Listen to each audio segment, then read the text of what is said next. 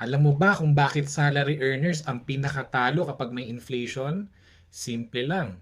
Kapag tumataas ang presyo ng bilihin, pagkain, gasolina, renta, lahat yan tumataas. Pero ang sahod mo, hindi naman agad tumataas. So ang nangyayari, same income, pero mas konti na yung nabibili mo.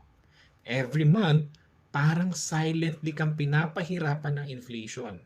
Mas malala pa kung fixed income ka lang, wala kang control kung kailan tataas ang income mo. Pero ang expenses, automatic tumataas. Kaya maraming tao ngayon, nag-shift na sa income na hindi fixed. Skills-based, commission-based, or online business. Hindi ibig sabihin mali maging employee, pero kung isa lang ang source of income mo, ikaw ang pinaka-exposed sa system. Kaya ang tanong, may backup ka ba?